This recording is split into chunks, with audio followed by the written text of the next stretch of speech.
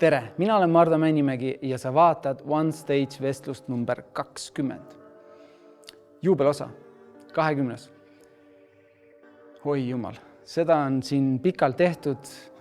Iga kord jälle vaagin, mõtlen, miks ma seda teen, järjest läheb segasemaks. Ma olen väga uudishimulik inimene, uudishimulik, mulle meeldib inimestega rääkida ja seda ei saa pahaks panna. 20. episood. Selle 20. 20. episoodi enne seda olen ma tajunud erinevaid tundeid vastakuid, mõelnud ja kahelnud, kas peaks minema edasi, kas jätkata, kindlasti jätkata, teha rohkem, teha vähem. Nagu ma eelmine kord mainisin, on meile tulnud appi Valge Klaar, kes aitab meil tehniliselt need episoodid teieni tuua siiamaani ja ka tänan sügavalt. Lisaks on meil õleva alla pannud erinevad Eesti väikeettevõtted, suured ettevõtted, Apollo raamatud, Ecos, vaieldamatult vajaliku produktid, kui sa siin hallis Eestis selles kevades ringi liigud, Roosiku šokolaad. Meiega on ka veel kinotehnik, kes kogu selle seti ära valgustab ja Odeon, kes lihtsalt sõna otseses mõttes kirjutas meile, et te teete ägedat sisu, palun tulge siia, me anname teile lava. Sügav kummardus. Ma loodan, ma kedagi vahele jätnud ja ega see toetajate tänamine, see võib kõlada ebameeldivalt isegi võib-olla, et miks te siis niisama seda ei tee. Teeme niisama. Sest toetajad ju toetavad meid kas oma tootega või nõuga ja ma olen väga tänulik, siiralt. Täna 20. episood ja minu külaliseks on. Ma olen temaga kokku puutunud korduvalt läbi oma töö. Ta on jätnud mulle alati sellise väga veetleva mulje. Eriti tooksin ma selle inimese juures välja, kuidagi salapärasused. Ta on olnud siin Eesti lavadel, juhtinud saateid, ta on nüüd tänase seisuga ema ja ta on jäänud nii salapäraseks, et me ei tea tast suurt midagi. Kuidas on võimalik, et inimene ei taha olla nii esiplaanil? Tere, Ines! Tere!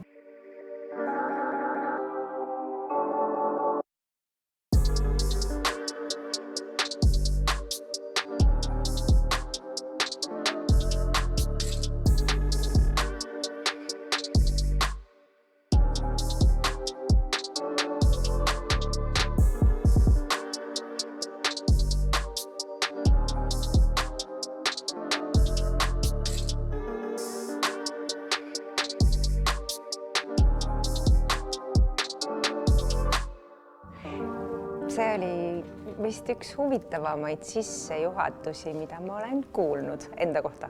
Väga lahe. Mul on väga hea meel siin olla sinuga. Ma ei ole seda valmis kirjutanud. Ma tavaliselt vaatan kaamerasse ja mõtlen läbi, mis ja kuidas. Ja ma pean ütlema tõsiselt. Ja selle, kui me teadsime siia kutsume, siis ma hakkasin koguma nagu infot ja andmed inimestel, kes on sinu koostööd teinud, kes ka mina ise, mul on tohutu varamu sealt võtta infot.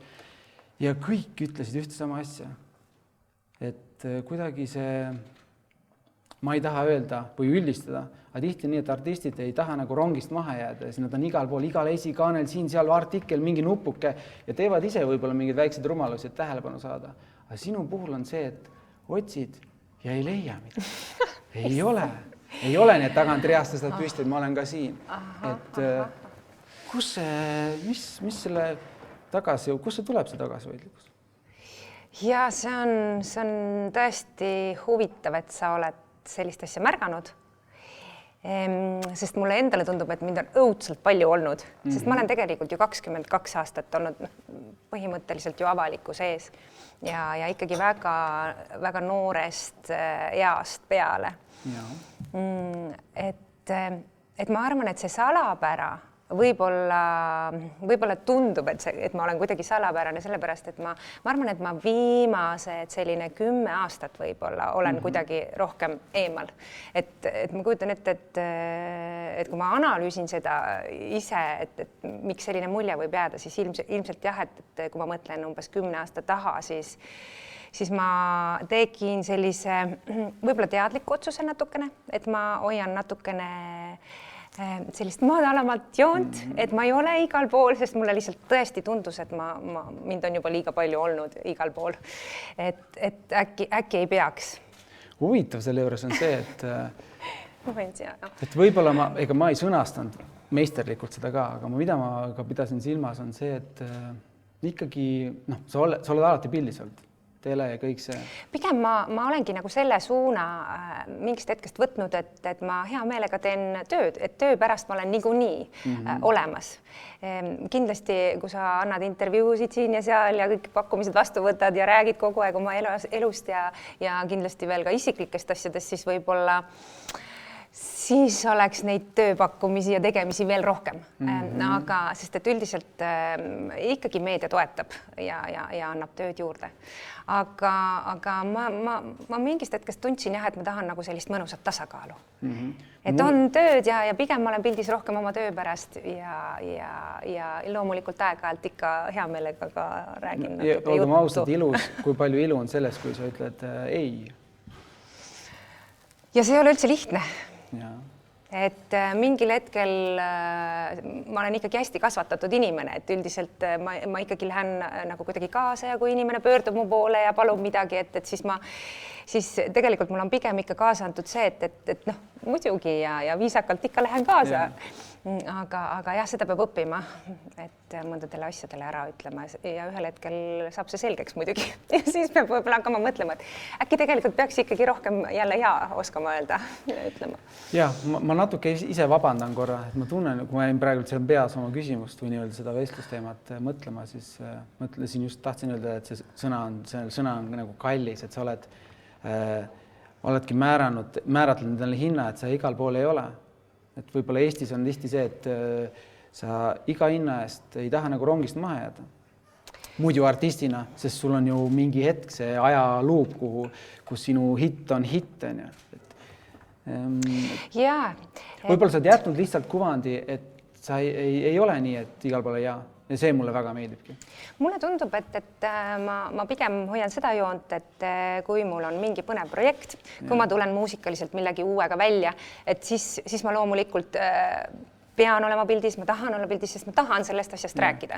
Et see on töö, see on mulle huvitav, aga paraku jah, tihti on see, et just selline võib-olla meelelahutuslik ajakirjandus, et nende fookus kipub ikkagi alati minema võib-olla sellistele teemadele, mis ei ole mulle isiklikult võib-olla huvitavad kindlasti, aga ma võib-olla ei taha lihtsalt nii palju rääkida, et enamasti ikka tahetakse eraelust rohkem rääkida kui tööst ja kahjuks just naiste puhul, mida ma olen tähele pannud, et isegi teinekord poliitikute puhul, ma ei tea, kas sa ei ole tähele pannud, et kui on naispoliitik, siis hirmsasti tahetakse nagu rääkida just eraelust ja fookust kuidagi seal hoida, et väga tihti see kuidagi nii on. Meeste puhul kuidagi see, mis nende eraelus toimub, see käib kuidagi nagu kaasa iseenesest. Sa põhimõtteliselt ütled, et meeste eraelu ei ole huvitav.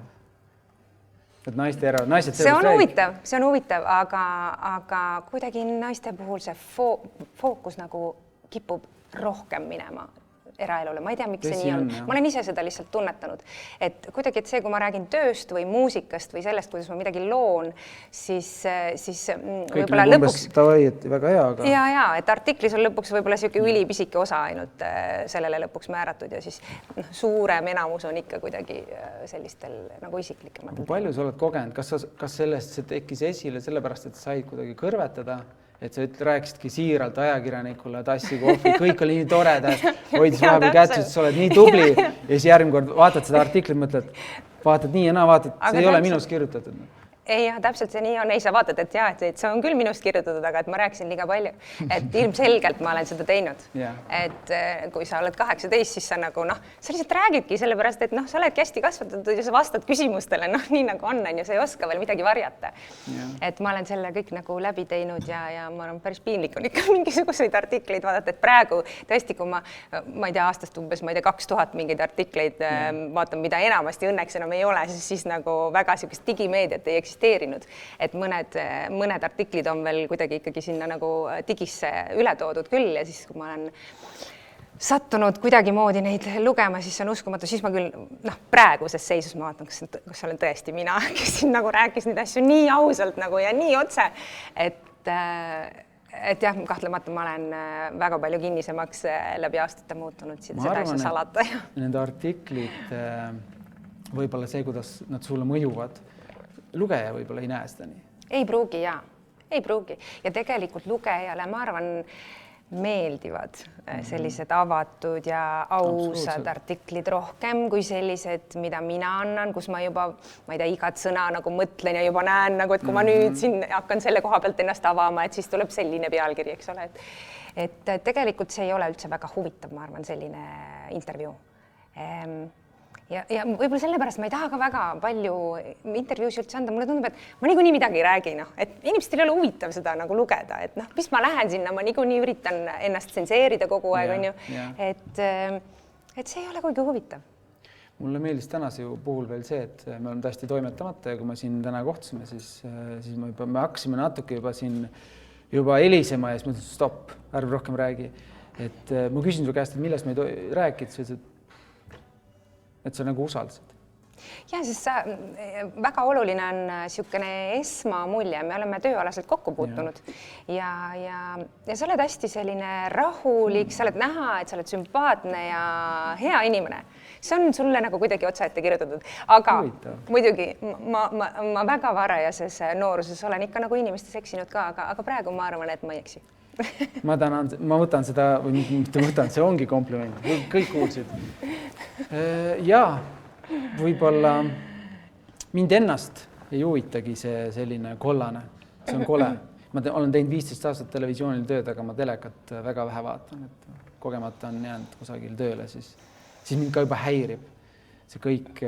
Mitte, et ma valiks pooli, aga kuidagi elu on palju lihtsam, kui sa endaga tegeled. Ja saad ainult ennast süüdistada ja ennast arendada. Et ma siin uudiste laine ei ole mu kõige suurem sõber. Üleüldiselt tänases maailmas see on ju frustreeriv. Täiesti, jaa. Mitte, et me peaks silmad kingi panema, aga me ei saa olla, aga sest me ei tohi unustada ise ennast ära ja oma perekonda ja lähedasi.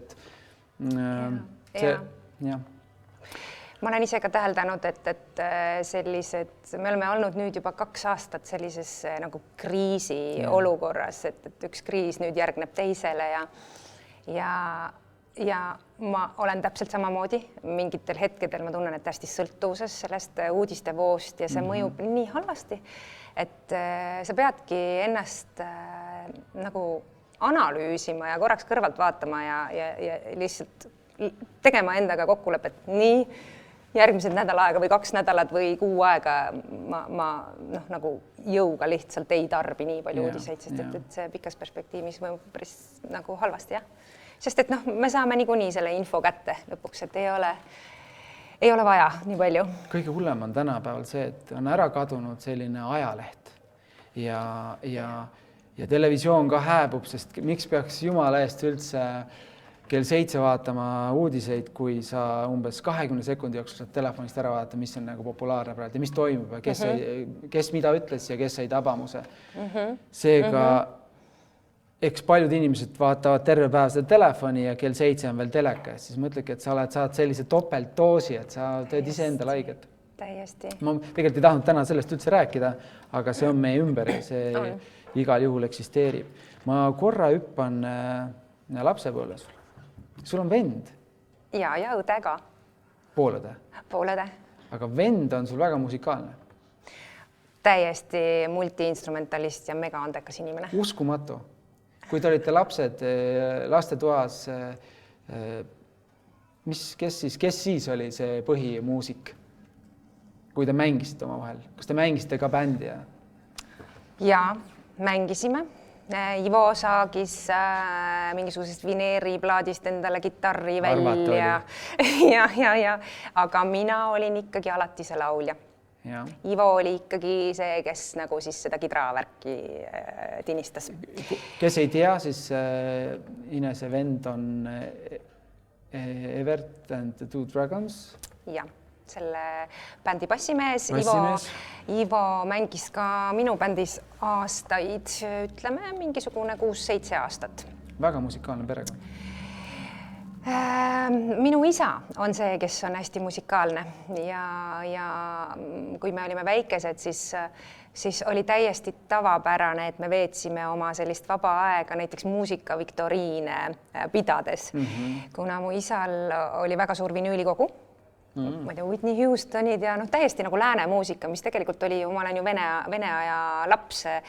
Me olime ikka päris pisikesed, kui me neid mänge tegime, aga seal oli kõik lääne muusika, ma ei tea, Pink Floydid ja nagu mida iganes. Kas oli veel see, et need ümbrised olid venekeelsete tekstidega või oli? Vist venekeelsed, kui ma nüüd mõtlen. Whitney Houston oli nagu kirjutatud. Vist oli tõesti, jaa. Kummaline luges venekeelset, kes see artist? Okei. Jaa.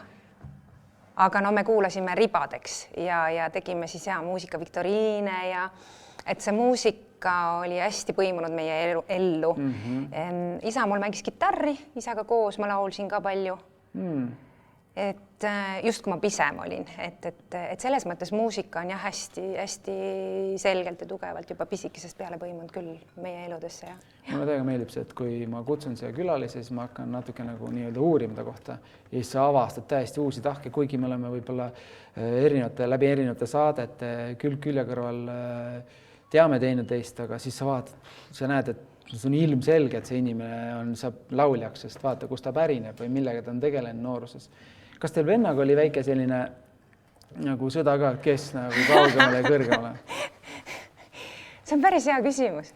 Ma ei ole nagu päris niimoodi mõelnud sellele, et ühel hetkel mulle lihtsalt tundus, et If niikuinii, et ta on nagu nii tegija, sest ta oli must 2 aastat vanem, ta tegi bändi juba kooli ajal, mingi rockbänd oli neil seal, mingi Design oli selle nimi vist. Ja et tema oli ikka juba bändimees, et mina olin siuke laulutüdruk, et ma osalesin lauluvõistlustel, siuke ontlik värk, et käisin muusikakoolis, et ma arvan, et sellist võistluse tunnet ma ei ole ise tunnetanud küll vennaga, et võib-olla kui ta oleks ka laulnud, äkki siis oleks rohkem tekkinud, aga kuna ta oli selgelt fookusega kõigepealt siis kitarr, basskitarr ja veel klassikaline muusika ka kõrval. Et pigem nagu konkurentsitunnet või siukest võistlust. Seal teekond ikkagi toetasid üksteist? Ja. Ivo on olnud metsik eeskuju minule. Ma olen alati olnud see väiksem õde, see tüütus, nagu kes on tal kogu aeg sabas käinud ja kõik mängud on koos olnud ja olen tahtnud temaga mängida ja kõiki asju teha. Et see muusika, mida tema kuulasin mina, täpselt samamoodi minu õde, et kõik, mida tema kuulasin mina, et pigem on nii minu vend kui minu õde on olnud nagu alati need, kellele ma olen nagu alt üles vaadanud ja neilt õppinud ja nad on nagu natukene suunda näidanud. Pigem seda pidi. Ja ma arvan, et see võib-olla mina ise mäletan, et ma õega ikka natuke kaklesin. Oli olukordi? Ma usun, et ei ole nagu mitte ühtegi venda. Sul oli vend 2 aastat vanem, mul õde on 2 aastat vanem ja siis ikkagi senikaua, kui ma olin väiksem, olid seal ikkagi situatsioonid. Hiljem see läks nagu... Ütleme nii, et minu vend on ülirahulik tüüp, tegelikult hästi selline nagu tasane ja aga kui ta vihastab, siis ta ka ikka täiega vihastab ja nii lapsepõlvest kui täiskasvanuajast on meil ikka olnud paar korralikku konflikti, et lapsepõlves ma mäletan, ta pani mind elutuppa kinni, ema, isa ei olnud ja ma sain nii vihaseks, et ma lõin jalaga selle Vene ajal olid siuksed nagu klaasid olid ustel, nagu vaheustel korteris. Ja siis ma lõin selle jalaga puruks lihtsalt. Ma ilmselt ei arvestanud päris nii, aga viha oli nii metsik, sest et lihtsalt If niimoodi kiusas ilmselt ja ega ma olin ka hästi kange ja siis ma lõin selle puruks, siis oli veri, siis ema, isa, ma ei tea, kus nad olid, siis oli vanaisa, kutsuti kusagilt tohterdama, see oli metsik draama. Ja Ifiga meil on muidugi täiskasvanuajast ka, kui me plaati tegime koos, ma mäletan Kustutame vead album, üldse albumi tegemine on alati niisugune väga intensiivne protsess, et sa oled nagu oma maksimumi peal, sa pead öised tunnid, sa pead... Tavaliselt kõik muusikud räägivad öösel. Tegin viimane masterdamine käis öösel. Öösel sa nagu sünnitad seal mingeid käike ja arranžeerid ja me tegime just lugu, see ei olnud Keerlen, vist Keerleniga meil läks päris hästi, kuigi selle looga oli ka Metsik sünnitamine, If mõtles selle kidrakäigu ja see oli nii mega. Aga ma mäletan jah, et oli mingi üliintensiivne hetk, kus mina pushisin, ei, me peame tegema, me peame veel täna siin saama, tuleb.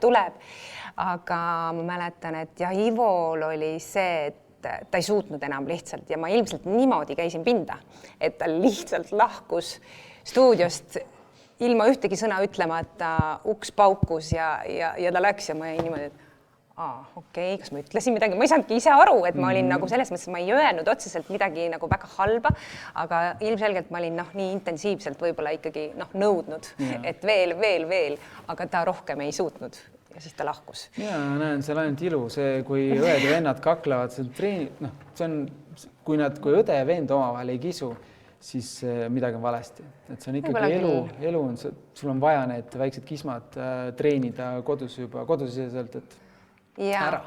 See on tõsi ja meil on ikkagi võib-olla neid kakluseid ka üldse mitte väga palju olnud. On omad hetked, aga... Testitakse piire, kus maalt, kui mitu öötundi peab olema magamata. Ja. Mulle meeldib, kuidas sa oled säram, kui sa räägid sellest oma õe-venna suhtest ja sellest muusikast. Ma usun, et teil on väga ägedaid aegu olnud koos ja on ees veel. Ja kindlasti.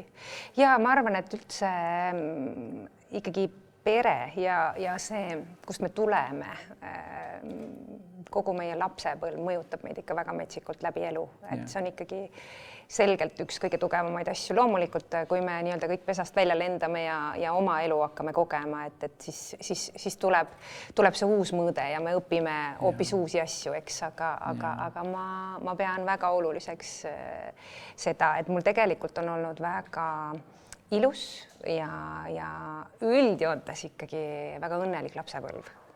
Kõik mingisugused põllud, laaned, metsad, onni ehitamised, et ma olen maal kasvanud ja kogenud nagu nii seda kartulivao rohimist ja peenra rohimist ja see tundus väga tüütu, aga praegu ma mõtlen selle kõige peale, et see on nii tore ja ma arvan, et tänu sellele võib-olla tööeetika on teine. Tööeetika ja võib-olla ka jalad on rohkem maa peal, et need vaod olid ju lõputud. Tegid ühe ära, vaatasid 7. Teist otsa ei näinud. Ma mäletan ka lapsepõlvest, peegeldan korra sarnast asja, aga see oli nii äge lihtsalt. See oli nii äge, kus kõik lapsed põllu peal said nalja niimoodi. Tegelikult nagu üldse seda ei tahtnud teha, aga tegelikult oli lõpuks oli ju tore, siuke mõnus rammestus on ju. Päeva lõpuks tuli väga hea uni, mäletan. Jah, absoluutselt. Aga sa oledki pärit, sa oled Haapsalust pärit, jah? Ma olen sündinud Haapsalus, ma ei mäleta sellest mitte midagi enam, sest et ema ja isa kolisid sealt väga ruttu ära. Ma olin alles ilmselt täitsa imik, vist umbes 1-aastane või. Et siis nad kolisid Tammsalusse ja sealt edasi Väike-Maarjasse, kust on siis kõige suurem osa minu mälestusi ja minu selline lapsepõlve mängumaa ja Väike-Maarja gümnaasiumi ma olen lõpetanud ja siis see on nagu minu selline siis kodupaik ikkagi peamiselt. Ja see on ilus kant. Ja. Kui nüüd 2006 oli Eurovisioon. 2000... Sa mõtled, kus mina osalesin? Ma olen 2 korda osalenud nii-öelda selles eelvoorus. 2006 ma osalesin ka, või oli 2005, siis ma osalesin ise endale lauluga. Me ei võitnud, ma sain teise... 2000 oli siis esimene. 2000 oli jah, kui ma olin... Sa olid siis veri noor. Jah. Eesti siis Eurovisiooni eelvooru siis ajal ma olin 18 ja kui oli siis Stockholmis Eurovisiooni, ma olin 19. 19. Kas see hetk juba, ma tean, et mul on siseinfo. Nii. Sa tegid Tubik Stardiga mõned lood seal ja sind võttis nii-öelda oma kaitsva tiival Alari Kotkas. Alar Kotkas. Alar Kotkas. Ja no ma olen ta teinud koostööd. No sa tead teda, tunnet teda. Ta on ikka, et kui keegi näinud telesarja Monk on ja, siis nagu üks osa nagu allapoole on siis ta on... Kotkas. ta on väga konkreetne, kõik on juba rahul, see 3 ööd on juba üleval olnud, see ütleb, see ei lähe, teeme ümber. Et äge selline. Aga vaata, ongi huvitav, et nende meeskond oli ju esimene selline produktsioonimeeskond, kellega ma nagu koostööd olen teinud. Kohe nagu kõige hullemad. Kohe kõige hullemad, aga ma ju ei teadnud, ma mõtlesin, et see ongi nii. Et minu jaoks tundus see nagu väga normaalne ja ma arvan, et tänu sellele ma olengi ka pärast seda nii-öelda teistes projektides ja ise oma muusikat tehes ja luues, ma olen ka ikka väga maksimalist ja pigem ma ei tee või ei lase lugu välja, kui ma ei ole rahul. Et see kõla ja see sound ja iga detail peab olema ikkagi viimistletud nii, et ma olen tõesti 100% rahul. Aga jaa, ei, nad on absoluutsed maksimalistid tõesti. See oli hea meeskond, kuhu kukkuda nagu. Väga hea ja nad tegelikult hoolitsesid mu eest väga hästi. Ma olin tõesti igas mõttes hoitud. Et ma olen neile selle kogemuse eest mega tänulik. Et jaa, see oli tore aeg. Ja Kotkas, kuigi ta on kuulus oma väljaütlemiste poolest ja selline suhteliselt otse ütleja, alati mitte kõige lahkemini ütleb. Aga ta on alati aus ja mulle ta kunagi liiga ei teinud. Mitte kunagi, alati hoidis mind. Ma lihtsalt täpsustan, et kui ta ise kuuleb, et keegi tast nüüd rääkis, siis mulle meeldib see. Ma imetlen tema tööetikat. Et need korrad, kui me oleme koostööd teinud, kui ma tegin näiteks Doing Start, viimane asi oli, kui nad tegid selle 20 aastat või 25 aastat hiljem selle kontserti, see oli enne koroonaaegu ja inimesed veel kogunesid ja see oli kõik tavaline asi, et külg külje kõrval lauldi. Siis sel hetkel ma tegin selle posteri pildistasin. Mulle meeldis. Ta tuli vaatas seal arutagas, ütles, et no ma ei tea. Need võiksin, mulle meeldivad inimesed plaaniga ja tal on väga hea plaan. Ta näeb ette asju. On, absoluutselt. Ja nende meeskond ei ole ju ainult Alar Kotkas, et seal on ka Laisar ja siis Pearu Paulus, et need 3 härrat olid alati stuudios, kui me albumit salvestasime, et minu esimene album on tervenisti nende poolt produtseeritud, et ülilahe tiim tõesti. Me töötasime öistel tundidel, nad nõudsid mult nii palju, ma olin ju noor, nii roheline lauljatar, ma ei olnud nagu mitte midagi õppinud, ma olin selline, nagu ma sealt maalt tulin, on ju. Et siis pandi mind nagu sinna mikrofoni ette, et ega mul ei olnud mingit tehnikat, see oli kõik nagu ise õpitud, aga neil oli ettekujutus, kuidas see muusika kõlama peab ja see oli ikka nagu väga äge, et arvestades seda aega, seda, mis Eestis sellel ajal muusikas toimus, siis see oli ikka nagu väga-väga heal tasemel popmuusika, mida nad produtseerisid. Et see oligi selle aja tipp. See kõik, mida nad ka Doing Start tegi, see oli ikka hämmastav. Nad ikkagi ütles, et ei ole nii, et laseme lindi pealt, ikkagi pillid asjad. See oli. See oli ilus ja siiamaani ma arvan, et on neil lööki, kutsutakse sinna tänna ja nad esinevad täiega ja alati on nii, et kõik tantsivad. Ja mis on huvitav on see, et see muusika lihtsalt minu jaoks on nüüd jäänud täiesti minevikku, et ma oma kontsertitel nagu sellesse aega enam üldse ei rända, et ma inglisekeelset muusikat enam üldse ei esita ja see periood on jäänud sinna. Natuke on kahju, kui ma praegu niimoodi sellest räägin ja mõtlen, aga jaa, et iga asi omal ajal, et see oli selline õpiperiood minu jaoks. Aga kui ma natukene läheks sügavamale, kui sa seal Väike-Maarjas, seal pidi ometi mingi muusikool olema midagi. Sa ütlesid, et ise õppisid. See ei käi päris nii, et arvendad seal neid peete või porgandeid üle 4 tõmbad välja selle ja siis laulad. See ei käi nii. See ei natuke käib tegelikult. Laulmise kontekstis natuke nii käib. Et ega mul mingit sellist tohutut lauluõpetajat, kes mul nagu hääleseadet teeks näiteks, ega sellist asja ei olnud. Et muusikakool oli küll, aga seal ma õppisin klaverit, et ma olin niisugune ontlik tüdruk ja ma ei käinud Väike-Maarja muusikakoolis, sellel ajal veel ei olnud ka, kui ma muusikakooliteed alustasin, ma käisin Rakveres 2 korda nädalas pisikese tüdrukuna ja et mina olin selline klaveritüdruk ja see laulmine käis nagu sinna kõrvale, et ma mäletan, et ikka ilmselgelt meil on alati lauluõpetajad koolides, on ju lasteaedades, olid mingid lauluõpetajad, kes panid mind laulma. Meil kõigil olid, aga kuidagi siiamaani ma laulan lapsel, siis laps annab ka tegelikult nagu kulmuga märku, et ma arvan, talle väga meeldib. Sa oled armas isa, kõik on hästi, aga tead, tegelikult siin koduseinte vahel see on kõik hästi, aga et seal on vaja ikkagi tööd teha. No ka?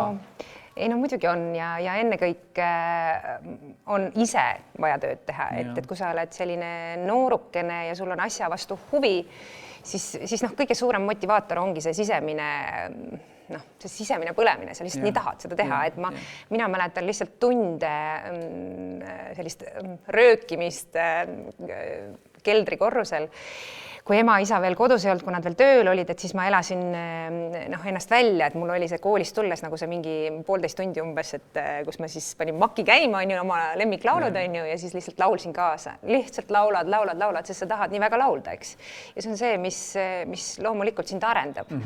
Lihtsalt seal ei ole mingisugust tehnikat, et ei olnud YouTube'i videosid, kus sa saad nagu vokaaltehnikat õppida, eks, et tänapäeval on see kõik olemas, et kõik on nagu nii palju lihtsamaks läinud, et sa lihtsalt kuulad oma lemmikmuusikat ja sa üritad järgi laulda, et see oli see, mismoodi ma õppisin. Aga noh, üks väga tore selline laulu juhendaja mul siiski tekkis pigem niisugune keskkooliklassides oli see, meil oli üks tore tütarlaste ansambel, muidu ma olin selline, et ma kooris ei tahtnud laulda, ma tahtsin ikka kogu aeg soolot laulda, ma olin ikkagi selline, see kooris laulmine tundus natuke nõme nagu, et see oli nagu see, ei koori ma küll ei tule, et ma olin ikka pisikesest peale juba kohe niimoodi üksinda ikka tahtsin laulda, et aga keskkooli ajal meil oli tore tütarlaste ansambel, kus oli ülilahe juhendaja Raivo Naarits. Ja tema oli ise ikkagi omal ajal mänginud Radaris ja väga musikaalne tegelane, et tema selline laulude valik, mida tema meile ette söötis nii meile ansamblina kui ka mulle, siis üksinda ma laulsin ka natuke tema siis käe all, et see kindlasti ka aitas, et see oli lihtsalt nii maitsekas ja natuke ta kindlasti mind ka suunas. Sa räägid seda lugu nagu hästi lihtsalt, et seal peenarde vahel ja kodus rööksid kaasa ja siis oli tegelikult üks õpetaja ikkagi õpetas ja klaver aga ikkagi sinna punkti, et sa oled Eurovisioonil Eestit esindamas. Sul on megatiim taga. No me teame kõik, mis tunne on siis, kui homme pead kas või kooliaktusel 8 inimeses rääkima. Et lähed ja ei saa aru, millegi pärast ei maga terve.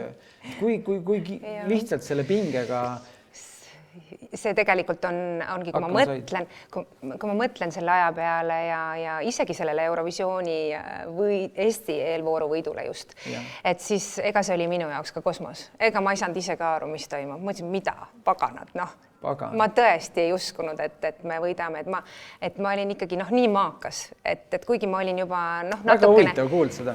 Jaa, kuigi ma olin natukene juba Tuugikstardi poistega seal suvetuuril, me käisime ka seal Tuugikstardil, laulsime Backi, too sama esimene suvi, kui me koostööd alustasime ja ma olin 2 takti ette eelnevalt läbi käinud, seal sain teise koha, et siis sealt nad mind avastasid. Et mul oli pisut nagu kogemust nendega, aga ikkagi, et ma ütlen ausalt, see oli minule ka totaalne šokk ja ma olen tohutu pabistaja.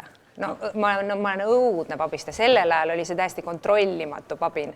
Et pubekana ma isegi mõtlesin mingil hetkel, et ma ei laula, sest et nii metsik närv tekkis, et enne seda mul ei olnud, ma õudselt tahtsin laulda, kogu aeg ma laulsin ja see oli nagu easy. Aga kus sul tuleb see õrnem iga, siis sa hakkad äkitselt endast kahtlema ja mul tohutult tekkis selline kompleks ja ma ei tahtnud laval olla ja ma mõtlesingi, et ma jätan selle kõik, kus seda ja teist. Aga mind on õnnistatud hirmus toredate inimestega ümberringi, et tõesti et sellised laulujuhendajad, minu õde, kes on selline kuidagi looduse jõud alati olnud, et ta on mind hästi palju pushinud ja mind toetanud ja kuidagi tema see toetus on mind ka aidanud just seal nooruses uuesti lavale minema ja uuesti laulma, et ma kuidagi sain ikkagi nagu jagu sellest oma pabistamisest, et ma sain aru, et ma pabistan küll, aga tuleb minna ikkagi, et samas ikkagi nii meeldib ka, aga selle pabistamisega ma olen väga palju tegelenud ja ega see on natukene siiamaani muidugi. Nii tore, et seda jagad, seepärast, et tihti vaadatakse peale, öeldakse, ongi malbe, maitsekas, teab, mida räägib, aga see, meil kõigil on ühtemoodi, läheb uni ära ja hambad hakkad ka suus valutama, kui laval peab minema. Sest Eurovisioon ei ole päris klassiõhtu ja ta ei ole kooli lõpuaktus. No päris ei ole, jah. See ajataju seal ja kõik see päris ei ole jah. Ega see, ütleme, kuna ma olingi nii noor, siis natukene see ongi mul kuidagi udu sees, et see kõik oligi selline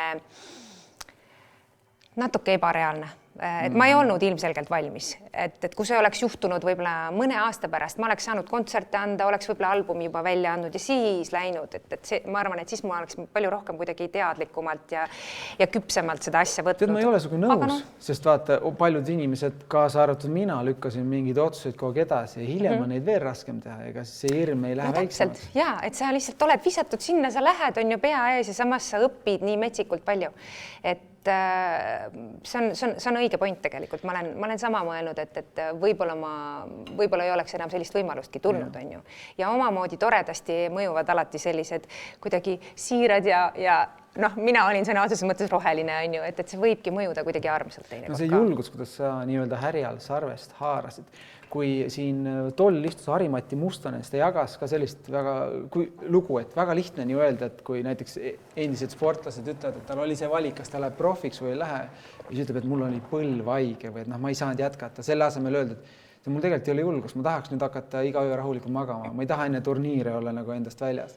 Et see igal juhul muusikul on täpselt sama asi, sa pead väga palju tegema selle jaoks, neid öid, et see lõpuks kõlaks ja oleks ilus.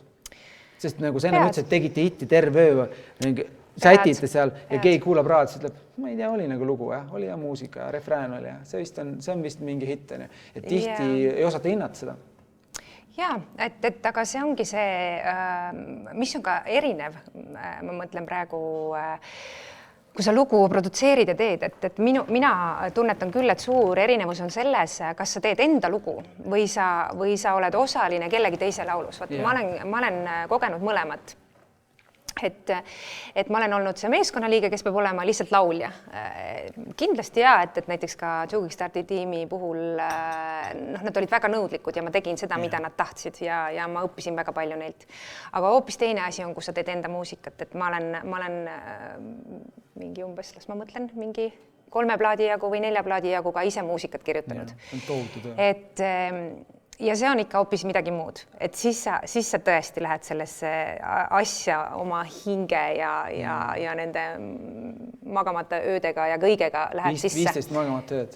Jaa, kuigi see on Henriku lugu, Salleri, aga see oli ka mega koostöö ja mega plaat. Aga jaa, et see enda muusika tegemine, see on ikka, et sinna sa annad kõik endast ära. Et see on ikkagi sinu hing ja siis ei ole midagi liiga vähe. Kõige tähtsam seal ongi see, et see motivatsioon püsib ja sa näed seda lõppu, sest ega ei ole lihtne. Oli ju neid murdumispunkte? Kindlasti jaa, et mida mina olen tundnud, on just see loobumine, et just viimastel aastatel, mis ongi see, et millest me just ka rääkisime, et kui sa oled noor ja lähedki ja teed ja pea ees on ju, et see on nagu tegelikult see tugevus, noorte inimeste tugevus, et sa natuke, et sa veel ei tea midagi karta, et sa teed lihtsalt ära. Aga kui sa oled juba vanem nagu mina, eks ole, et mingist hetkest tekib nagu see, et ma ei hakka üldse tegema, et ma juba tean, milline töö see on ja kui kriitiline ma olen, et iseenda kõige suurem vaenlane, et lihtsalt ma ei hakka üldse tegema, et see on nagu nii suur töö, on ju, et ja ma ei jää lõpuks ikka rahule. Oskuste tase on hoopis teine juba, sest tegelikult sa ei pea nii palju enam vajama, sul on kogemus, et sa tead, sa valid endale tiimi, nagu ei ole nii, et ma teen kõik ise. Sa valid juba professionaalid ja sul on palju lihtsam luua, sest sa tead, et samasugused hullud ajad kõik kokku, kõik vaatavad, mõtlevad, et okei, teeme ära, et see on aeg on muutunud võrreldes selle, kui sa kunagi. Jaa, kindlasti. Ja võtmesõna ongi tegelikult inimesed sinu ümber, kui sa näiteks muusikat lood ja muusikat teed. Et mind on tõesti nagu õnnistatud väga toredate inimestega, kes minuga koos muusikat on teinud, mulle aidanud nagu seda produtseerida ja välja tuua, ilma nendeta ei ole see võimalik. Ma arvan, et õnnistus on siin võib-olla vale, et see on ikkagi need pooled tõmbavad, et kui keegi näeb sellist pühendumust, siis on nii lihtne anda sulle ka võimalus. Pole küsimust. Võib-olla jaa, ma ei oska öelda, et jah, et sinu tööeetika sobis ju Kotkasele, vaatas kohe, et jaa, see pingutab. Ega see 2 takti ette seal, see küll teine koht on ja aga sinna jõuavad ka ikkagi parimad, kes on juba no kahtlemata ja, et need laulukonkursid on selles mõttes ikka üliolulised, et mõtlen ka tänasel päeval, et kus tulevad nagu uued lauljad Eesti maastikule. Ikka jälle kas Superstaar või et selles mõttes need telesaated on niivõrd olulised, et tuleksid uued talendid. Aga jah, et ega püsimine samas on hoopis teine lugu, et see nii-öelda areenil ja inimeste meeltes ja kuidagi teaduses püsimine on muidugi palju raskem, et see ükskord nagu laulukonkursil olla on üks asi, aga ja, et see on ikkagi pidev töö. Pidevalt tood sellist sisu. Väga mõnus jagam, kõik see lapsepõlve see, et ma tunnen, sa ikkagi usaldad siin ja räägid. Ma teen täna teistest episoodidest hoopis teistmoodi, ma võtan siia vahele ühe küsimuse. Mul on väga palju mõtteid, mida küsida, aga ma tahan, et juba siia anda uue kes julgeb midagi küsida Inese käest. Ma küsin jumala valesti juba. Kes küsib Inese käest? Ma näen ühte kätt. Nii. Produtsent Reiko, kelleta me ei saaks, toob sulle mikrofoni. Ines töötab, jah? Et sa said mõned aastad tagasi emaks. Ja natuke vähem kui mõned aastad. Aga ja, suurusjärk on umbes õige. Hästi. Et öeldakse, et lapsed on justkui vanemate suurimad õpetajad. Et mida sinu laps või mida emadus sulle õpetanud on? Või mis on mingi suurim õppetund olnud? Ja see on täiesti tõene ütlus. Ma vist ei olegi tükk aega oma elus nii palju õppinud, kui praegu selle perioodi jooksul aasta ja 4 kuud, mis see emadus on kestnud. Et ma arvan, et ma olen õppinud ennekõike seda, kuidas jääda rahulikuks. Et ma olen pigem selline suhteliselt ärev tüüp. Ma tahan, et asjad juhtuksid kiiresti. Ma ei ole eriti pika meelega, aga last kasvatades ei ole niimoodi võimalik. No nii ei saa. Sa ilmselt tead seda asja juba vaikselt ka, on ju. Niimoodi juba nagu servast tunnetate. Ülema saab 5 kuud. Midagi on juba siin teada. Midagi siin juba on. Ja mida aeg edasi, seda rohkem ma näen, et kui kuidagi seda toimetamist on selles lapses juba rohkem ja ta on juba ise selline tegija ja siis sa enam ei saa lihtsalt niimoodi, et võtad ta niimoodi kaenlasse ja teete, on ju, et tal on juba enda mõtted ja temal ei ole üldse kiire, aga sinul on kiire. Ja siis sa saad aru, et nii, hinga sisse välja rahulikult ja sul ei olegi võimalik neid asju kiirendada omas tempos. Et sa lihtsalt lähedki selle lapse tempos. Et ma olen harjunud ikkagi läbi elu pigem minema enda tempos ja nii, nagu ma ise tahan.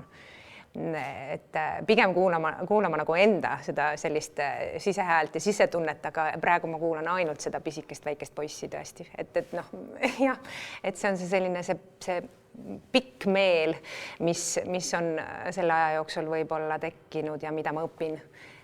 Rahulikuks jäämine ja rahulikult. Aega on. Kas ta on su muusikat ka muutmas? Ma ei oska seda veel öelda, et me just võtame hoogu bändiga, saadame siin erinevaid ideid ja demosid, et hakata jällegi muusikat looma. Ma klaveri taga istun juba rohkem, tuleb tunnistada, juba natukene on seda aega.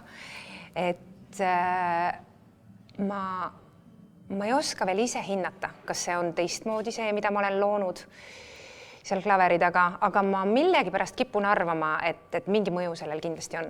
Et eks see selgub siis, kui produkt nagu reaalselt valmis saab, kui mingi lugu päriselt valmis on.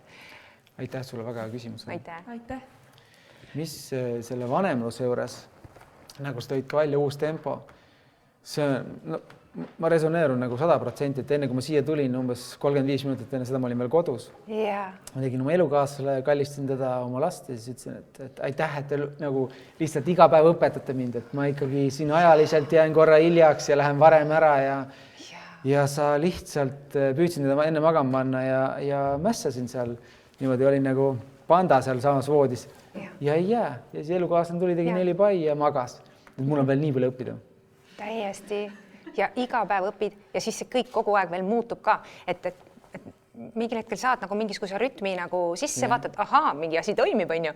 Ja siis läheb aega mööda mingisugune paar nädalat, ei toimi enam, kõik on jälle muutunud, et see on nagu nii naljakas, et sa oled kogu aeg nagu muutumises koos selle lapsega ja sa kogu aeg nagu õpid ja mida ma saangi nagu ka aru, on see, et ma pigem tahangi niimoodi kasvatada last, et ma jälgingi teda ja vaatan, kuidas tema muutub, et ma üritan mitte ennast liiga palju peale suruda, et jälgida seda, et kuhu suunas ta ise tahab minna ja temaga koos kuidagi areneda ja õppida.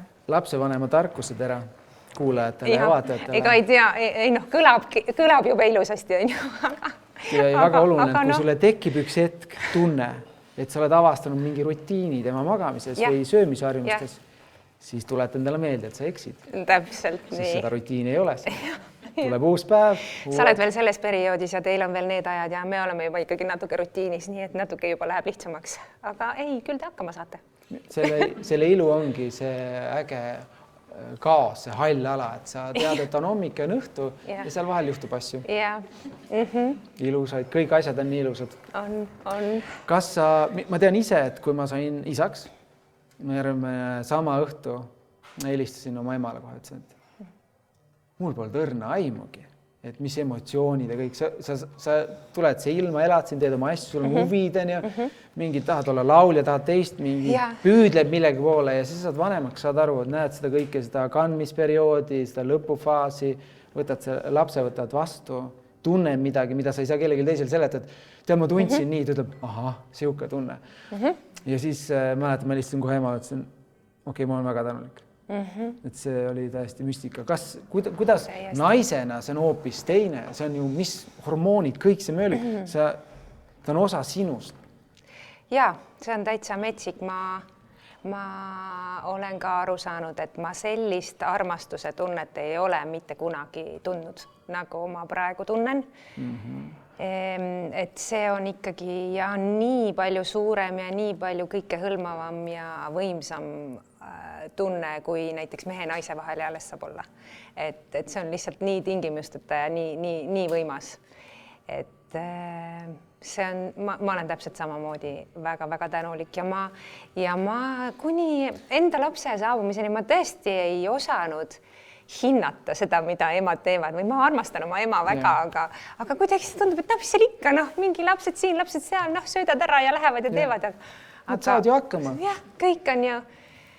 Ja siis, muidugi üks asi on ka see, kui sa saad võib-olla noores eas lapse, et võib-olla ongi, sa võtad seda asja natuke lihtsamalt ja isimalt, et kus sa saad nagu hilisemas eas, siis sa oled ise juba nii välja kujunenud ja sa oled kuidagi, sul on mingid oma asjad, oma rütm, oma mingisugune, kõik on nii välja kujunenud, kui sa oled noor, võib-olla isegi alles kujuned, on ju, et võib-olla siis tuleb natuke lihtsamalt, ma ei tea, aga ma olen ikka päris palju pidanud ennast kuidagi vormima.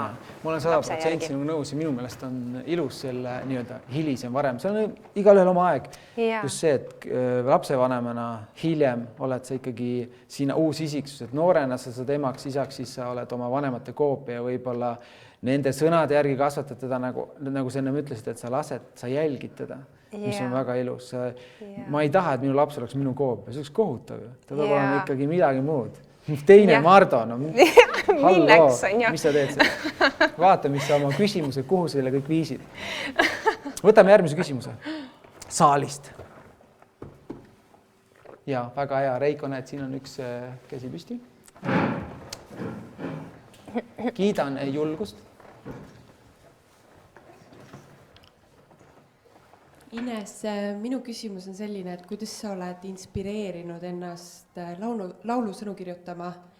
Et kas see käib nii, et tuleb keset tööd, istud sa hommikul pärast hommikusööki kell 10 laua taha ja tuleb või ei tule mitu aastat vahepeal midagi, et kuidas see sinu jaoks toimunud on? Ja see on hea küsimus ja see on alati see kõige raskem osa minu jaoks loomingust ongi tekst. Et eesti keel on imeilus, aga ta ei ole samas üldse lihtne keel, milles muusikat kirjutada. Sõnad on pikad ja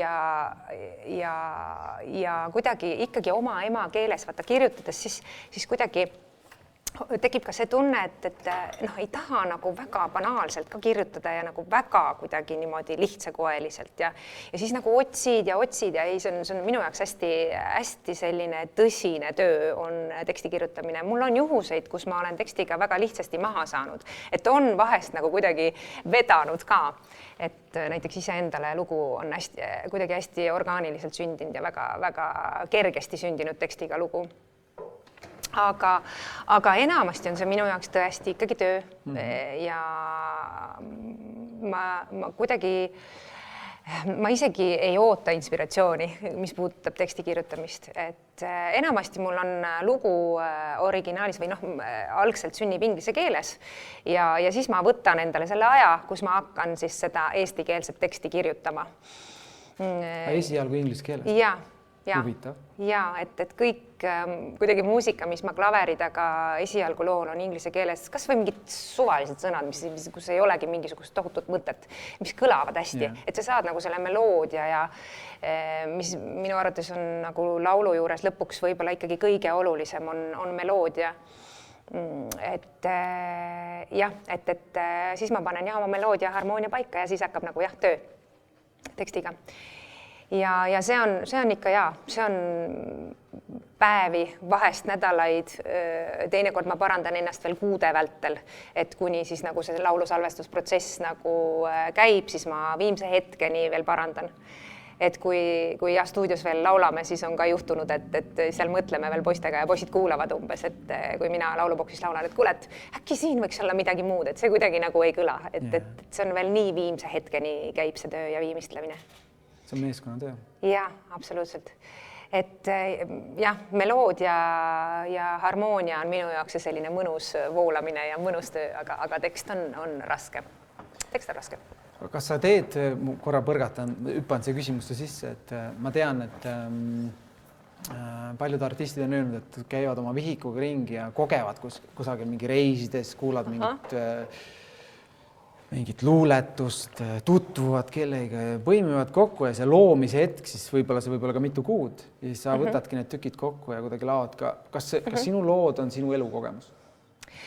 Kindlasti, et selles mõttes ma ei hakka nagu, ma ei tea, ei võta täitsa laest. Sa ei püüa luua mingit kommertsi, vaatad, mis on pop ja kasutad neid sõnu? Ei, see ei ole et iga lugu ikkagi, mille ma juba algselt ka selles inglise keeles nagu kirjutan, ma kuidagi tunnetan ikkagi seda temaatikat enam-vähem või mul ikkagi on nagu peas nagu mingi temaatika kuidagi nagu tekib, et mis see lõpuks nagu peab olema, et mismoodi see on sõnastatud, see on juba siis nagu hilisema töö vili. Aga et ikkagi see loo harmoonia ja meloodia annab ka, ma arvan, selle suuna natukene ette, et päris nii ei saa, et sa teed sellise rõõmsa mažoorse laulu ja siis kirjutad sinna ülikurva teksti, et see lihtsalt ei mõju veenvalt, et mingi tunnetus on ikkagi laulus juba kohe nii harmoonias kui meloodias sees, ja ma arvan, et need mõtted ikkagi tulevad pigem minu enda elukogemustest, aga ma ikkagi nagu keeran mingi vindi peale sinna, et see ei ole päris üks ühele. Et teinekord ma ikkagi olen ka selline väike nii-öelda observeerija, kes nagu vaatab, mis nagu ka ümberringi toimub ja siis lasen selle kuidagi endast läbi ja kirjutan huviga ootan, mis siit 3 aastat edasi, kui su elu tempo on tegelikult päris palju muutunud. Mis nüüd hakkab tulema? Aitäh. Aitäh. Mul on mind isiklikult väga huvitab üks selline asi. Nimelt, sinu mindset üldiselt, nagu ma ennem juba põgusalt ütlesin sind tutvustades, selline, sa ei tundu inimene, kes vajab jubedalt nagu tähelepanu. Täitsa null, ma ütlen ausalt, mulle tunduvad kõik inimesed edevamad kui mina. See on nii naljakas, aga ma arvan, et see on nagu tekkinud aja jooksul. Et ma tegelikult olin edev, aga see on nii hääbuma hakanud, et ma ei tea, millest see viga on. Ma võin eksida, aga kas selle, muidugi siin maailmas elas, me vajame kõik tähelepanu, me vajame kellegi head sõna ja kas selle täidab ära täpselt see, et kuna sa oled muusik, siis sa nii-öelda see tähelepanu ja see tunne, sa saad selle läbi oma töö. Ma arvan küll, jah. Sinu argipäev, sa kirjutad lugusid ja... Ma arvan küll, jah, et sellest mulle piisab. et see ongi see, et ma lava peal kontserti andes ma tunnen ennast ikkagi kõige paremini, et sellest ma olen aru saanud, nüüd juba ikka mõnda aega ma tean seda, et mul on olnud läbipõlemise hetki muusikalises mõttes, kus ma olen tundnud, et ma ei suuda lavale minna, aga pigem need olid ajad, kus ma väga-väga palju esinesin, tohutult palju ja öistel aegadel teinekord 2 kontserti päevas, et siis pole ka ime, et siis sa mõtled, et see vist ei ole ikka minu jaoks, on ju. See ei ole just et need mõtted võivad tekkida. Aga kui sul on nagu selline normaalne ja rahulikum graafik ja siis on küll nii jah, et ma tunnen, et lava on see koht, kus ma tahan olla, kus oma muusikat esitades, see on minu koht ja ma saan seal ilmselt küll oma selle edevuse võib-olla siis rahuldatud. Ja seda enam, kui sa ütled, et sa ei vaja seda tähelepanu, mida ma kahtlustasin, siis tundub nagu millega sõna otseses mõttes, kui seda tähelepanu nii palju väliselt ei vaja, sest seda pakub sulle su töö, su kirg, ehk siis sinu milleks tahadki siin maailmas tegeleda, siis kuidas suutis su elukaaslane sind nagu ära valuda? Mis see trikk oli? Sest naisterahvad ikkagi mehed toovad tähed ja pilved ja kõik. Aga kui see nagu nii väga seda ei vaja, mis on see, kuidas tema jõudis nagu sinuni? Mitte üldse detailidesse minnes, vaid midagi pidi sind nii liigutama, et sa ütlesid, et nojah. Nojah, see on niimoodi. Minu sõnast on alati siin, kuna panen otsa. See on huvitav, et sa selle teema nagu paned edevusega nagu ühte. Et kuidas see kokku käib? Mitte isegi edevus, vaid... Kusjuures minu elukaaslane on kordades edevam inimene, kui mina, mulle tundub. Aga vaata, see ongi nagu see, et temal ei ole võimalust nagu seda edevust nii palju välja elada või ta ei saa nagu tähelepanu nii palju võib-olla kui mina. Et siis võib-olla tundub, et võib-olla kui tema mingitel hetkedel elus oleks võib-olla saanud tohutult palju tähelepanu, võib-olla siis mulle tunduks nagu teisiti. Aga kui ma praegu vaatan niimoodi objektiivselt meid kõrvalt, siis mulle tundub, et ta on palju edevam. Et võib-olla tegelikult see teatud edevus on minu jaoks võib-olla ikkagi atraktiivne. Et natukene peab ikka inimeses edevust ka olema. Et päris nii ei saa, et üldse ei ole. Ma isegi mõelnud nagu, mõtlesin küll edevust, aga midagi, see ei ole see hetk, et sa pead seda siin nagu detailselt jagama, aga miski oli see, et see tundsid oma elus, Jaa, see on nagu selline võib-olla isegi mitte teod, vaid mida sa tundsid selle hetkel. Mina saan rääkida oma elust, teie saate rääkida oma elust. Jah, ma arvan, et lihtsalt kõik oli võib-olla väga teistmoodi just, et see mingisugune selline rahu või kuidagi heas mõttes etteaimatavus võib-olla, mis meie puhul on või mida mina nägin nagu oma elukaaslases, ongi see, et kuidagi inimene, kes on hästi selline usaldusväärne, et ma ei olnudki sellist asja varem nagu kogenud, et ma olen pigem ilmselt nagu läinud rohkem sellise riski peale varasemas elus. Mõtlemata. Ja, et mul oli võib-olla natukene vaja siis oma neid asju kuidagi kogeda, et ma saaksin aru ja oskaksin hinnata seda, kui mu ees on inimene, kes päriselt on nagu usaldusväärne ja selline nagu, kellest õhkub mingit kindlust. Ja. No ma püstitasin küsimuse ja ma sain selle vastuse. Sain või? Ma keerutasin nii metsikult, see oli väga keeruline küsimus. Sa ei keerutanud, nii ongi, et väga raske on ju kellegi nagu silma hakata, kui ta ei otsi seda sellist otsest tähelepanu. Ma arvan, et te mõlemad ei ole veel valmis, te kujunete. Kindlasti. Ja see väike õpetaja kodus ütleb, nii. Mul tuli mõte.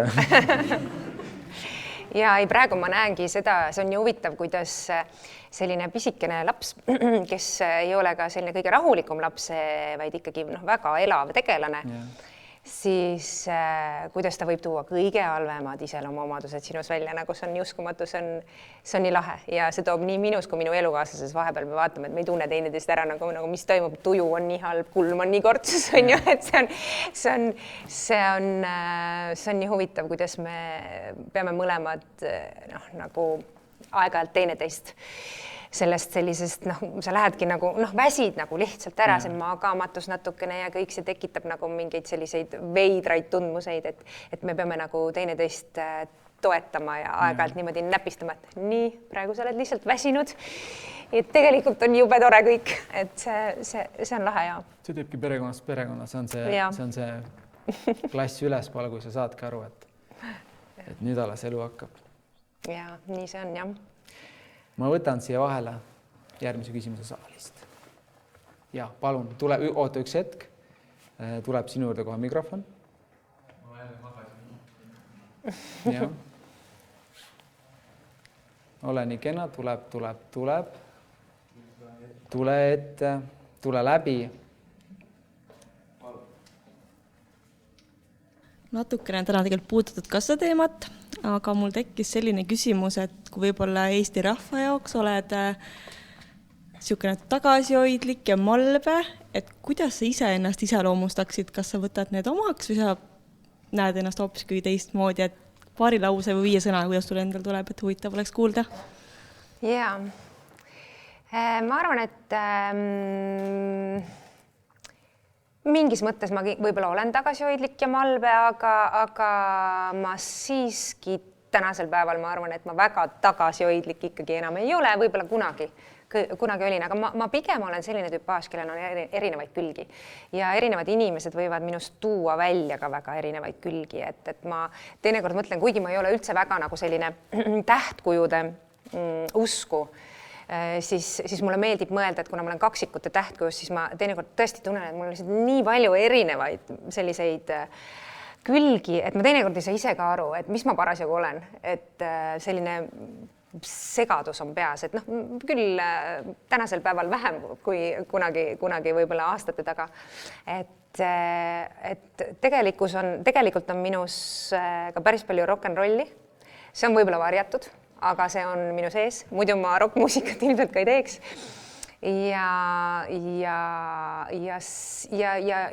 Ja minus on võib-olla ka juba pisikesest peale ma märkasin, või nagu ma tagantjärgi ennast vaatan, siis minus on päris palju seda sellist natuke nagu rebelit selles mõttes, et ma ei taha olla nagu teised.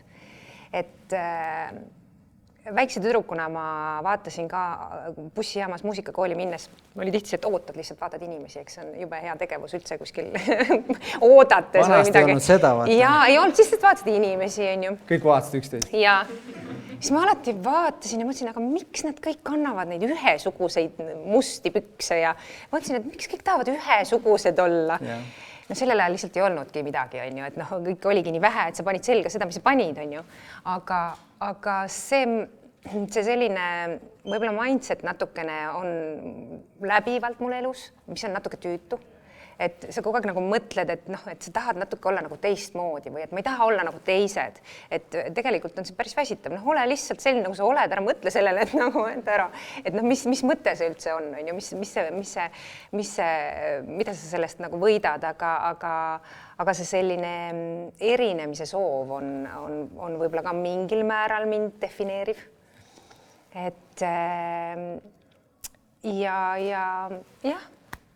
Aga muidu selline, noh jah, et võib-olla see selline rahutu külg minus ikkagi, et võib-olla pealt näha malbe, aga seesmiselt ma olen suhteliselt pigem rahutu tüüp ja otsiv ja tahan kogu aeg paremini ja mingis mõttes võib-olla perfektsionist. Ma ei tea, kas ma vastasin su küsimusele piisavalt hästi. Väga küsimus, aitäh sulle sellest. Mis on, võib-olla ma tunnen ise, et ma olen natuke valesti sõnastanud, et kõik need koostööd, mis me oleme teinud, ma pigem ütleksin, et võib-olla malbe on täiesti vale sõna, sa pead teistest tohutult lugu, sa alati hindad teist, sa oled täpne kohal ja ei teki üldse situatsiooni, et ma ei tea, režissöör tõstab selle häält, et ai, teeme selle asja uuesti. Kohusetundlik. Sa võtad hetke, sa oled ette valmistunud, loed sealt teksti maha, hingad ja lähed, et sellist mingit välja näidatud, et issand, mul ei ole need sõnad meeles, nagu mina, ma ei tea, mis ma räägin, et seda ei ole ja see jätabki sellise nagu vaos hoitud, kuigi noh, ma tean, et seal taga on tohutu, tegelikult seal kõigil inimestel, kes astuvad kaamera ette, on sees torm. ma arvan, et ma oskan võib-olla mingit sellist muljet jätta, eks see on ka võib-olla natukene kaasa õpitud või aastatega õpitud, et või on see perekonna poolt kaasa antud taak, et sa kogu aeg pead nagu mingisugust natukene, vaata, et minu vanemad on küll sellised üliontlikud ja et kõik peab nagu välja paistma, et kõik on juba hästi, kui tegelikult ei ole üldse, võib-olla mingi riid on kodus, aga välja peab paistma, et kõik on hästi.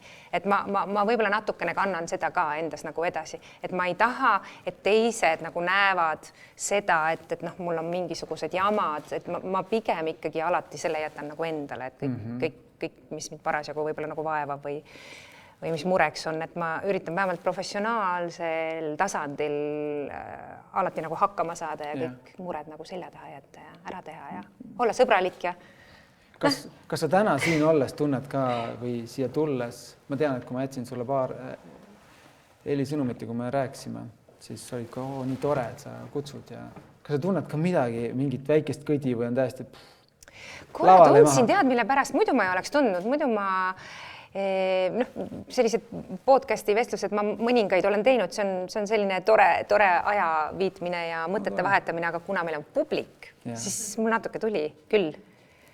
Ja siis juba natukene juba nagu võib-olla peab siis nagu ikka mõtlema, mis sa räägid ja et võib-olla muidu ma oleks sulle rohkem rääkinud, vaata, aga nüüd ma võib-olla kõik ei räägi. Mind ei huvita see mass või mingi, et palju infot, täidame ära, lahutame meelt, absoluutselt mitte. Mina tunnen, et episood on õnnestunud, kui külaline räägib, mida tunneb. Et see faktid, kes, kus, mis aastal, kuhu poole vaatas ja kellega käis, täiesti ebaoluline. Pigem see, et ma olen täna tundnud mitu korda, kus sa jäid korra ise ka mõtlema ja see on ilus. See ongi selle vestluse selline tuum, mis minu jaoks on põnev.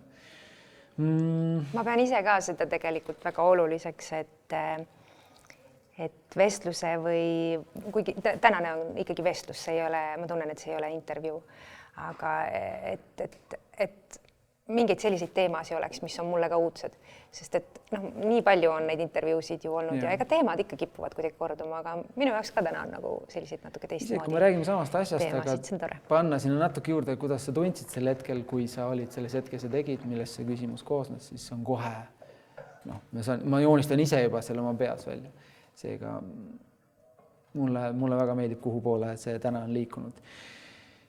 Me ei ole veel lõpetamas siin. Selline tunne, et lõpusõna. Mulle ka tundus, et lõpusõna. Ei ole, veel ei ole. Õige pea. Väga tore. No nii. Kui raske on olla? Sa oled põgusalt seda teemat siin juba puudutanud. Kui raske on olla või kui lihtne on olla kuulus Eestis? Nagu tuntud inimene. Kas on olnud kunagi sinu jaoks lähed poodi ja... Ma arvan, et ei ole raske.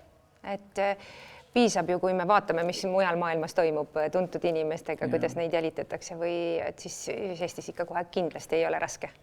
Et me saame siin ikka kõik väga normaalsed olla. Et kui sa tahad endale ette kujutada, et sa oled nagu metsik staar ja eks mul on ka võib-olla mingeid perioode elus olnud, kus ma olen endale mingeid asju ette kujutanud ja on tundunud nagu hirmus väsitav ja võib-olla see tähelepanu ongi olnud ka natuke suurem teatud perioodidel, aga tegelikult on meil siin ikka väga okei. Et eks need asjad on kuidagi ka sellises tasakaalus selles mõttes, et mujal maailmas lihtsalt võib-olla need tasud ja rahanumbrid on ka nii palju suuremad, nii et võib-olla seal tasub ka neid ohvreid tuua. Et Eestis artistid, keegi ei tõuse nii palju kõrgemale kuidagi tava nii-öelda inimestest, et me kõik oleme nagu tavalised inimesed, et selles mõttes minu arust on meil väga hea tasakaal. Me olemegi kõik tavalised inimesed, aga ikkagi nii-öelda harjumused, tööeetika ja see kõik on hakanud ju sealt kusagilt pihta, et sa pead, ei ole päris nii. Ja, et mina paari kuuga hakkaks laulma ja oleks tuntud laula. Ei tuntuks, ma arvan, nagu me näeme, on võimalik väga kiiresti saada, et on ka selliseid saateid, kuhu sa saad lihtsalt minna ja oled kuidagi natuke bravuurikas ja eks tänapäeval on kuidagi see selline, et sa saadki oma nagu läbi oma välimuse ja oma ilusate piltide ja läbi kõige selle on võimalik väga palju ära teha, et sul on võimalik see tähelepanu nii-öelda enda peale saada, aga see ei ole, see võib-olla minu jaoks ei ole nagu kunagi huvitav olnud, et põnevamad on ikka võib-olla need inimesed, kes kuidagi oma tegudega silma paistavad, et see on ikkagi alati nagu toredam. Mulle meeldib see mõte, et rääkida on nii lihtne ja kogu seda asja üles ehitada, kogu see tänase Instagram ja kõik, et jälgijad ja kõik see, et ega see... Kuigi see on suur töö ja ma üldse tegelikult ei alahinda, et ma arvan, et ma ei kujuta isegi ette, kui palju sellised siis mõjutajad või kuidas neid nimetatakse tänapäeval, influencerid siis, kui palju tööd nad teevad, et kindlasti nad toimetavad hästi palju. See on täiskohaga töö. Jaa, kindlasti. Et neile tuleb au anda, et nad seda teevad tegelikult. Me anname teile au. Jaa. Ma võtan ühe küsimuse veel. Meilt meesterahvas julgeb küsida. Jah, väga hea. See on esmakordne või? See ei ole esmakordne. Antud hetkel on naised on enamuses, siis ole hea. Tere, Ines. Tere. Ma tean, et ilu on lai mõiste, aga tänases hetkes mul on uudishimu, kuidas sa vastaksid küsimusele, mis on sinu jaoks ilus? Jaa. Ilu on jah nii palju sügavam kui see, mis pinna pealt paistab minu jaoks. Et kui ma mõtlen nagu inimese peale, kes on ilus, siis ma kindlasti esimese asjana ei saa öelda, et see inimene, kes on väliselt nagu kuidagi kaunis või meeldiv silmale, et tema kohe ongi ilus. Et ilu on nii selgelt ikkagi seotud inimese iseloomuga ja isiksusega. Et need on täiesti lahutamatud teineteisest minu jaoks. Aga kui laiemalt ilust rääkida, no siis ilu on muidugi ikka väga palju meie ümber ja peamiselt minu jaoks ikkagi ilus on kõik, mis puudutab loodust, siis kui ma räägin millestki ilusast, siis ma arvan, et tihtilugu ma ütlen ilus mingisuguste kas disainiobjektide kohta või selle disainimaailmas ma märkan ka hästi palju ilu, et ma olen natukene selline fanaatik ja seal ma näen ka ilu. Et mida inimene on võimeline looma just kuidagi vormikeelega ja värvikeelega ja seal ma märkan ka väga palju kaunist. Ilus. Aitäh. Ilus küsimus. Ja. Ilu on kuidagi, kui küsida 16-aastase inimese käest, kui küsida 16-aastase Inese käest ja küsida täna, kui sa oled ema, siis see ilu on väga erinev. Kindlasti täiesti erinev. Kuigi selles mõttes, et ikkagi olgem ausad, et kui sa oled ikkagi selline noor naine, siis tegelikult on see väline ilu ikka nii väga oluline ja tegelikult on see nagu läbi elu, ma arvan, oluline ja tulebki, sa peadki oma välimuse eest hoolitsema, sest see näitab, et sa hoolid endast ja kui sa võib-olla jätad ennast täitsa ripakile, siis võib-olla natukene midagi on nagu seesmiselt ka võib-olla paigast ära. Et endaga tuleb nagu tegeleda. Aga ma arvan, et noore naise elus on jah, võib-olla see väline ilu on nagu protsentuaalselt kindlasti nagu tähtsam kui see seesmine ilu, et see kuidagi see seesmise tasakaalu ja seesmise ilu otsimine tuleb ikkagi hiljem. Et ma arvan, et ma ei oska öelda, kas see on mingisugune hetk, kus ma hakkasin seda nagu kuidagi nagu tegelema oma seesmise nii-öelda tasakaaluga, mida võib ka iluks nimetada võib-olla, et mis hetkel ma täpselt seda nagu sellega tegelema hakkasin, ma võib-olla ei oska näppu peale panna, aga pigem kriisihetked on need, kus sa hakkad nagu sissepoole vaatama ja ennast nagu parandama ja kuidagi otsima ja mõtestama, mis su sees toimub. Kumma on öelnud, mingit suurt jama on vaja? Jaa, mingit jama on vaja. Just täpselt. Last ajutsed asjad sa oledki noor ja ilus ja sa mõtledki nagu rohkem nende selliste võib-olla väliste asjade peale, aga siis tulevad mingid draamad või mingid läbielamised ja siis sa hakkad. Kui äge, kui keegi suudab su südame korraks nagu purustada. Jah, see on väga vajalik. Ja siis väga vajalik. Mitte alguses. Alguses mitte, jah. Esimesed 3 kuud maailm lõpp. Kõik on halvasti. Kõik on väga halvasti ja siis sa hakkad mõtlema. täpselt, nii see ongi ja et kõik need sellised läbielamised ja õppetunnid on nagu kulla hinnaga ja et sa inimesena areneksid ja mingid uued küljed endas üldse avastaksid või üldse mõtlema hakkaksid mingite asjade peale või üldse ennast analüüsima hakkaksid. Vahest mõned inimesed, mulle tundub, elavad võib-olla läbi elu niimoodi, et kuidagi nagu ei vaatagi ennast kõrvalt ja panevadki tunde pealt nagu kogu aeg, nii nagu mulle sobib, nii ongi, aga ma arvan jah, et kui sa saad nagu haiget ja sul on nagu tööalaselt ka vastulööke ja ebaedu ja ebaõnnestumisi, et see meid kõik arendab. Mulle väga meeldib see mõte, mida ma olen korduvalt siin öelnud ka ja ma ütlen täna, on need head instinktid, suurepärased instinktid või üldse instinktid on välja teenitud vigu tehes. Et see ei saa olla, et ma ei tea, mul ei ole selle kohta, mul ei ole annet, me sünnime ikka suht, vaatad seda väikest last, tal ei ole nagu, tal ei ole mingit, ta vaatab sulle siiralt otsa ja julgeb kõiki emotsioone välja näidata. Mingi hetk on ju me ei kujuta ette, et kui ma olen selles vanuses, nagu ma juba olen, ja siis ma õpin mingi uue asja. Ma olen esimene aasta väga koba ju. No peabki olema. Täiskasvanud inimene ütleb, et ma olen milleski halb, parem ma ei tee seda. See oli minu asi. Mina ise olen väga aldis õppima uusi asju ja seal mulle meeldib nagu põruda. See on väga oluline omada sellist julgust. Ja ma olen ise ka tundnud, et ma mingitel perioodidel olen võib-olla kunagi varasemalt olen olnud päris julgelt hüpanud erinevatesse projektidesse ja ongi see, et see on nii äge, et sina julged siiamaani uusi asju teha. Mina pean ennast nagu sundima aega-ajalt julgemalt uusi asju teha, et ongi, et juba nagu analüüsid ja mõtled juba nagu ette ja juba näed nagu 100 sammu ette, ei, seda ma nüüd küll tegema ei hakka, et juba nagu näed seda nagu negatiivset stsenaariumit, et see on tegelikult õudselt pärssiv. Et see on nii õige, et peadki ette võtma uue asja ja komistadki ja koperdadki ja lähed ja lihtsalt ja õpid ja lõpuks. Kui palju huvitavaid asju see toob lihtsalt ellu. Näiteks see, et sa siin tänagi oled, see on sinu aeg, see on sinu elust, sa oled lapsevanem, sa oled artist, sul oleks miljon asju, mida sa nii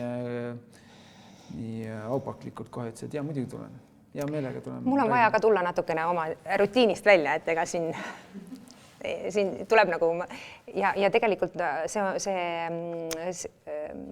ongi natukene seotud sinu küsimusega, et ega see tänane minu välja tulemine on ka natukene minu jaoks ikkagi midagi uut, midagi natukene teistsugust, natuke teistmoodi selline vestluse vorm, kui ma võib-olla tavapäraselt olen teinud, nii et.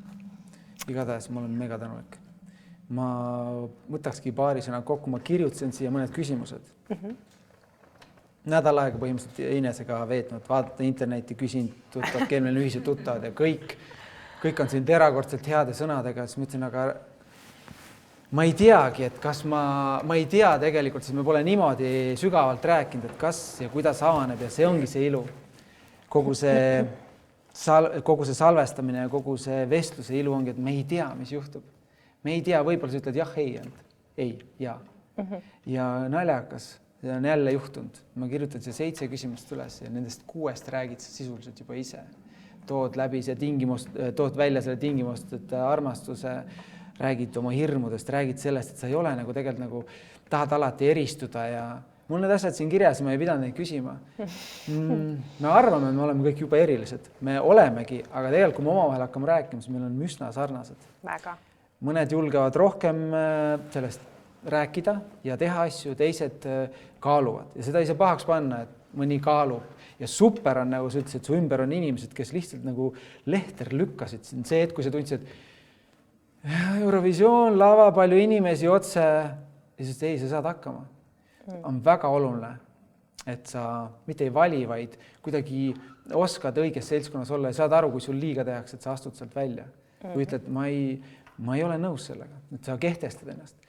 Ja kokkuvõttes ma ütlekski, et mulle tundub, et sa oled selline naine, kes sul ei ole vaja isegi verbaalselt võib-olla öelda, et sa viibides seltskonnas sa juba, su ümber on selline aura, et ma ei lase endal haiget teha ja ma tean, mis mu hind on ja ma ei anna teile üleliia midagi, et infot. Ja minu meelest see on väga ilus. See on väga ilus. See ei ole tagasihoidlikkus, vaid see on selline, et sa kehtestad. Ja ma arvan, siit võikski igaüks võtta kaasa endale, noored eriti, ilus on vahel öelda lihtsalt ei. Ma ei tule selle projekti kaasa või mulle ei meeldi see. Vastasseis ja selle üle arutamine on väga ilus. Ma olen siiralt väga tänulik. Ma olen väga tänulik, et sa siin oled. Ma olen tänulik sulle, et sa kutsusid. Aitäh oli väga tore. Aitäh. Aitäh.